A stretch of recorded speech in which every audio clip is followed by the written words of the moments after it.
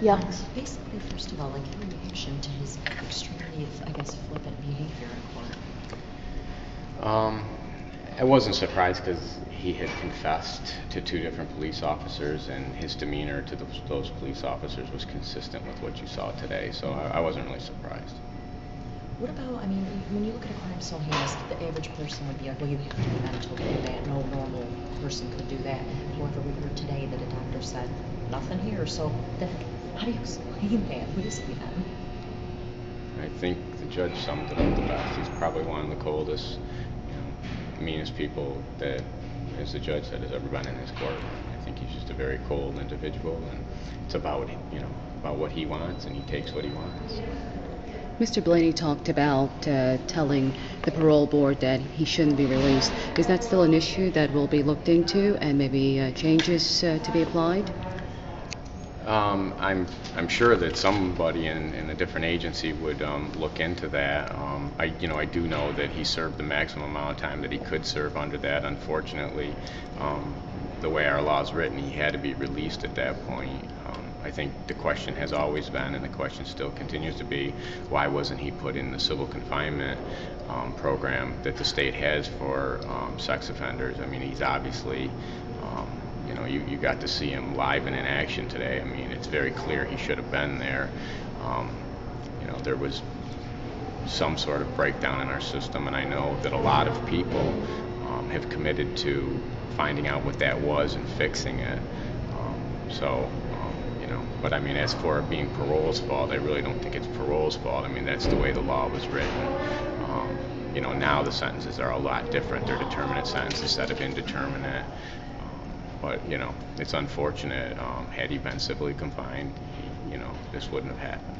Have you had a chance to talk to Linda Turner's family, both about their reaction to him pleading guilty, and as well about people like yourself, Senator Schumer, Senator Griffo, Assemblyman Brindisi, pushing for these new laws? That's kind of 2 questions. I did not talk to them about him pleading guilty because I'm talking to you right now. We did tell them that we were getting feedback that there was a possibility that might happen in case they wanted to be here. Her son lives in Ohio, so it wasn't a situation where he was available, and we weren't 100% certain. So after I leave you, we will contact them. I mean, she does.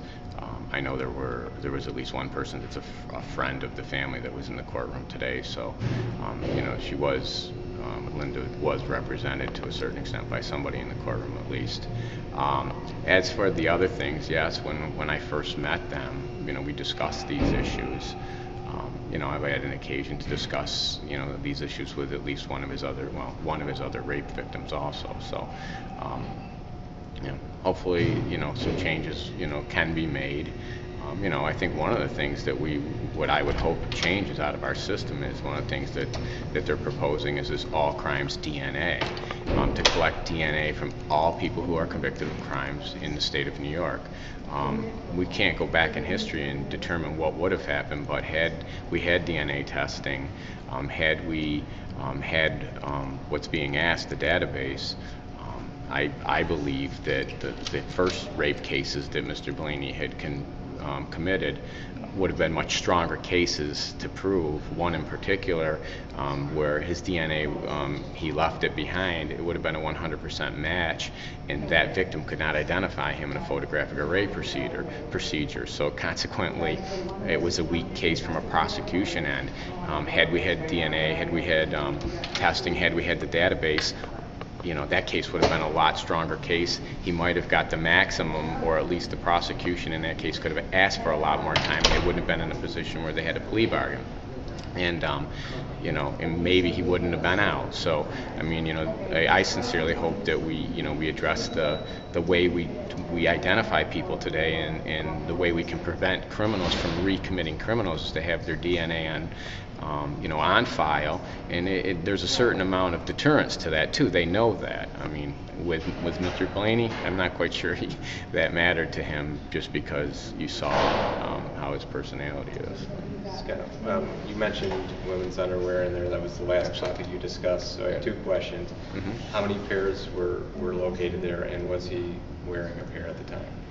Yes, he was wearing women's underwear at the time that he was arrested. I don't know the exact count of the women's underwear that were in the car. The glove compartment was full of women's and children's underwear. And the next to the driver's side door, there's like a slot that's in part of the door, and that also had women's underwear. When he was stopped by the Pennsylvania police, a pair of women's underwear actually fell out of his pant leg. He was wearing 2 pairs of sweatpants, and inside one of those pairs of sweatpants there was women's underwear that came out, and the Pennsylvania State Trooper patted him down. Is any of that determined who it belonged to Linda? We have all of that at the lab. It has not been tested. In this case, and I would commend the Oneida County Crime Lab for the speed in which they were able to give us the DNA of the semen that was inside of Linda.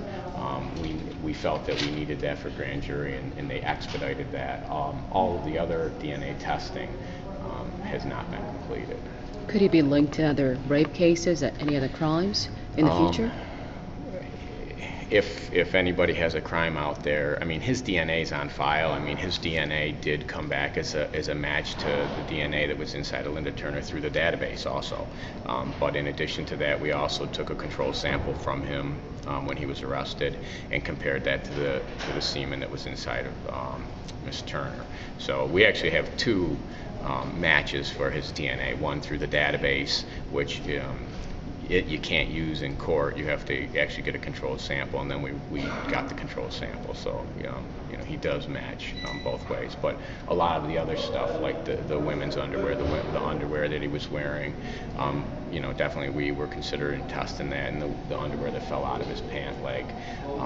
The problem with the women's underwear that he's wearing, I don't know if that would have been too definitive, because if he didn't shower, he didn't wash after he raped Linda, then obviously her DNA is going to be inside of that underwear, and we wouldn't be able to tell whether it was her underwear or he had, he had basically put her DNA in there by wearing those underwear. So I don't know how much that would have helped us. We would have looked for other things too. But. When he was being assessed, was that considered as far as mental health? I mean, that doesn't really seem normal for a man to have so many different underwear in his possession. Doesn't seem normal for somebody to rape at least he raped 2 other women. He attempted to rape a 6-year-old, and he also attempted to rape 2 other females. In the cases in his prior history, 2 of them were home invasion rapes or attempted rapes. So I mean, you're not talking about an individual that is normal in the sense that most of us are normal. I don't know. You don't know what makes him tick, but obviously, from what Mr. McCormick said, and I know he gave me a copy of the report, they had him analyzed, and he's not suffering from maybe he is suffering some sort of mental illness. There's no doubt that he's abnormal, but it's not one that he doesn't understand the difference between right and wrong. And I think the facts in this case clearly show he knew the difference between right and wrong, because he fled the scene. He readily admits he knows what he did was wrong, and he knew before that he was a dangerous individual that shouldn't be released. So he knows the difference between right and wrong, and that's the test. Does he have some sort of mental defect or mental illness? I mean, I'm not a psychiatrist, but I mean, obviously we all can say he's an abnormal individual. Does he need, or do you think he needs extra? I mean, we knew he was a flight risk. We knew he was depraved. Now we know he has nothing to lose. I mean, does he have any kind of extra security, even during transports like today, or while in prison? Well, obviously, you'd have to talk to the sheriff. I know that he does. I mean, he is a high-profile prisoner, and he's looking at a life sentence without parole. So he definitely has, those risk factors, and he's treated differently because of that. I don't know to answer your question. What happens when he's in state prison? I know he has said that he wants to be in solitary confinement. Whether that happens or not, I don't know. Have you ever seen anything like this before? The No. way his demeanor? Anything? Absolutely, never seen anybody as cold and as when he said to the judge, he took the judge's insult as a compliment. He's definitely, when you look at his prior criminal history, which until now I could not talk about, he is clearly a serial rapist. He's clearly a very dangerous individual. And in my career in the DA's office in almost 20 years, he's by far one of the most dangerous and serial criminals, in this case being a serial rapist and now a murderer. So I'm glad we caught him. I think that, I think one thing I didn't say, and I will say this much, and the Utica Police Department did an outstanding job in this case. The amount of work they did on this, and from stuff that you wouldn't even know because they don't tell you, but from trying to pull videos from buses, going back and talking to the people that deliver the mail and the people that deliver the newspapers in the morning, just the amount of work they did, checking videos at at different locations, trying to see what they could find out, and the amount of people that voluntarily gave their DNA to rule themselves out, different people that she had encountered through her work, and the people that we just had to determine that weren't involved. So they did a fantastic job, and really the Pennsylvania State Police is very fortuitous that he got stopped, and and the trooper that stopped him, she was a rookie, and she did a fantastic job, and that's a pretty awesome video to watch when she could actually videotape the stop of the vehicle, when she pulled him over. Initially, she believed that he might be driving while intoxicated because he was the erratic operation of the vehicle, not signal in turn. So everybody did a good job. So. Is anything known about his upbringing, maybe why he's the way he is? Yeah, but I don't think I'm allowed to discuss that because of the way in which I came into that information. It was information that I have that is, I don't think it's supposed to be public. So, I mean, you'd have to get that from somebody else. I mean, I'm aware of that information. I mean, when something like this and the sentence that we were asking for, I did everything I could to find out everything I could about him. So it's not uncommon when something like this happens for us to we're asking for life without parole. So I wanted everything. I don't know whether he's going to trial or not, and I don't know, what his argument's going to be. So I tried to find out everything I could about him. So, but some of that I would believe came from information that would be sealed. So I don't think it's appropriate for me to discuss that. Did it surprise you? Did it surprise you that he took the deal that really wasn't a deal? I mean, it was the worst deal, I mean. Yeah, definitely wasn't a plea bargain, that's for sure. Right. Part of me would say yes, because if I was in his shoes, I would say, like he kind of, said, let's get it on, or whatever he said to the judge about pleading. I probably, if I was in his shoes, would have went to trial because he's got nothing to lose, everything to gain, but he chose not to do that.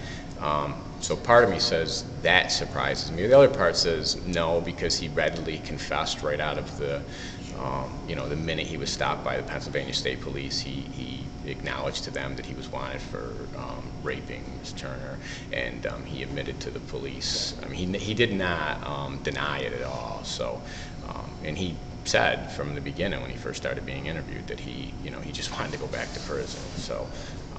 I think that was the position that he had, and I think that's probably where he feels, if there's anything good, that he at least knows that the best place for him is confined. I mean, there's a man that has very little good in him, but at least he does acknowledge that. Did he make statements to police during the questioning that before he got to the motel, he had been wandering around a bit? Yes. And that in some wooded area he had attempted to hang himself? Yes, he told the police that initially he was, after he fled from his home and was basically fled from parole, that he went to a house in West Utica. It's actually a building that we were able to locate based upon the description he gave, and searching the building. It's a building that's immediately next to Jay's Automotive in West Utica. He spent some time in that building.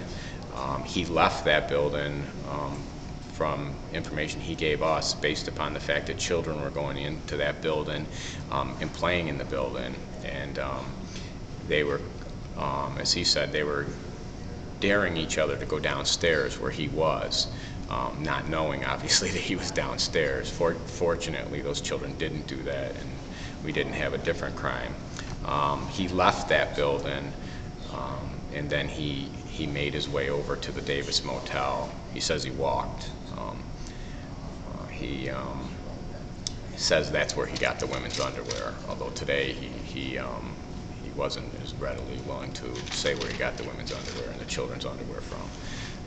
So that's where he was. He did say that at some point during his time where he was missing, that he tried to commit suicide at Utica, in the vicinity of Utica College, although that does not seem to be accurate, because one of the things he said in that interview was that he was being chased by the police, and the police had never identified him and had never had him in a situation where he was being followed.